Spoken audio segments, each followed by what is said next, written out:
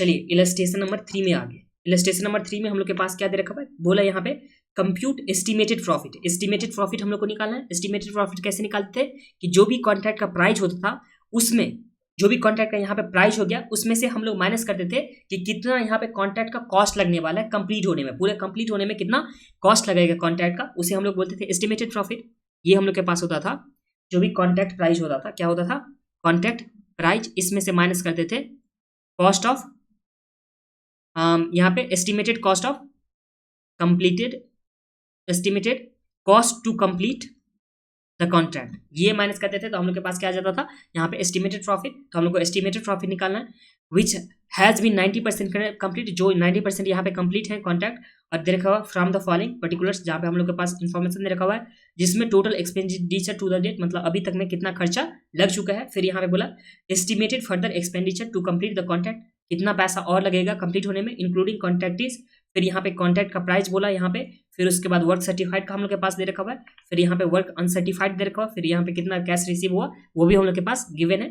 फिर आगे सब हम लोग के पास कुछ भी नहीं दे रखा हुआ, बस हम लोग के पास इतना ही दे रखा हुआ है। मतलब अभी तक में हम लोग के पास क्या क्या दे रखा हुआ है, कॉन्ट्रैक्ट का कितना प्राइस था, फिर कितना एस्टिमेटेड वर्क है, मतलब एस्टिमेटेड एक्सपेंडिचर कितना फ्यूचर में लगने वाला और कितना अभी तक में लग चुका है। बस इतना ही से हम लोग को काम निकल जाएगा ना, जो एस्टिमेटेड प्रॉफिट होता है। तो चलिए हम लोग कॉपी में बना लेते हैं फटाफट, ये तो बहुत ही इजी सम्स था। इलस्ट्रेशन नंबर कौन सा है 3, कैलकुलेशन ऑफ एस्टिमेटेड प्रॉफिट।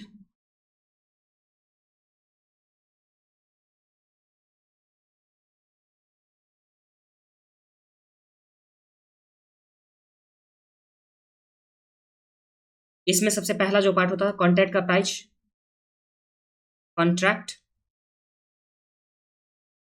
जो हम लोग के पास कितना दे रखा कॉन्ट्रैक्ट प्राइस, ये दे रखा 32,50,000, यहाँ लिख दीजिए 32,50,000। इसमें से बी पार्ट हम लोग माइनस करेंगे एस्टिमेटेड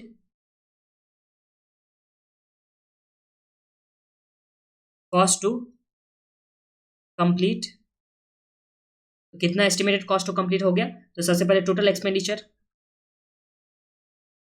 जो कितना दे रखा है उनके पास टोटल एक्सपेंडिचर, तो ये हम लोग के पास अभी तक में जो लग चुका है वो 22,50,000। इसमें हम लोग ऐड करेंगे estimated cost,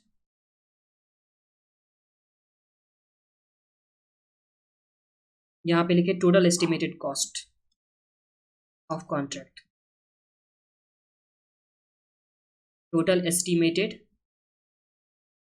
cost of contract. तो एस्टिमेटेड जो फ्यूचर में लगने वाला है वो 2,50,000। टोटल कितना हो गया हम लोग का बी वाले पार्ट में, ये हो गया 22,50,000 प्लस 2,50,000, तो ये हम लोग के पास आ गया 25 लाख जो कॉन्ट्रैक्ट का कॉस्ट होने वाला है। तो इस तरह से हम लोग के पास क्या आ जाएगा एस्टिमेटेड प्रॉफिट, जो इस दोनों का डिफरेंस हो गया वो हम लोग के पास क्या आ जाएगा एस्टिमेटेड प्रॉफिट, जो कितना आ जाएगा इस केस में 32,50,000 माइनस करने के बाद ये आ जाएगा 7,50,000। ये हम लोग के पास क्या आ गया एस्टिमेटेड प्रॉफिट। समझ लीजिए एक बार फिर से कि जो भी कॉन्ट्रैक्ट का प्राइस होता है उसमें से कितना कॉस्ट होने वाला है कॉन्ट्रैक्ट का वो माइनस कर देंगे तो हम लोग के पास एस्टिमेटेड प्रॉफिट आ जाता है।